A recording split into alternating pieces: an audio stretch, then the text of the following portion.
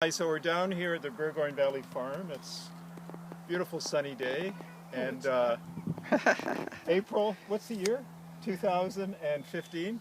Conrad's just out from Greenwoods just for the day, right? So it's nice to have him here.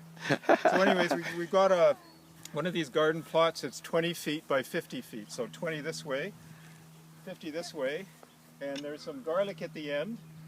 And Conrad, the last couple of years, has spliced some fruit trees for this plot and for me, and we're working together on here.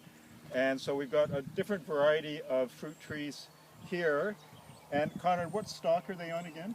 They're on M-line rootstock. In other words, they're on dwarf rootstock, which means the trees will grow about 6 to 8 feet tall maximum. But the intention is to make them into espalier in the future. In other words, they'll be on a single line with wires tied to the branches. So, and we have a mixture of triploids, which are very vigorous growing trees, and diploids, which are going to enable the pollination. Plus, as an added bonus from George Laramie's farm, in between the two plum trees, we're going to park a sweet William crabapple tree, which is going to increase the pollination in all of the trees.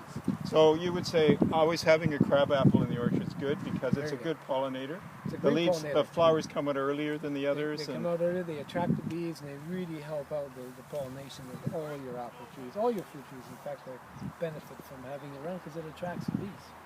And then we've got this staked out in a line, Yeah. and we've measured out, I guess, every 6 feet. Every for 6 this. feet, so they got 3 feet either way. Like I said, if you can imagine, they would be on wires, 3 wires, and they would be tied to the wires when the branches grow out in about 2 or 3 years' time.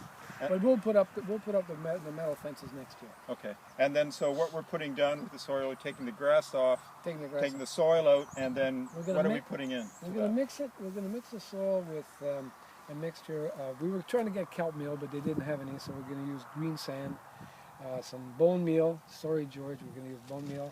We're going to use a bit of lime just to sweeten the soil a little bit, and some microzole.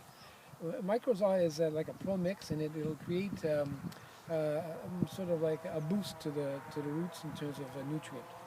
And the soil's good too here. I mean, it's nice and it's not too wet, not too dry. It's just about the right time to do this. So. And just to get back to microzole, it's a pro mix that you get, and it creates a lot of air for the roots to start to grow in. So it should be pretty good. The only thing we don't have, we'll get it later, is after we planted these trees, we'll have to put in some water.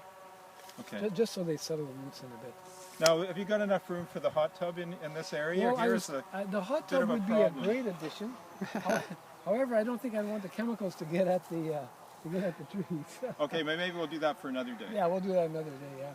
Okay. So we'll get started here. We'll get started, then we'll come back when we're sort of got a hold of.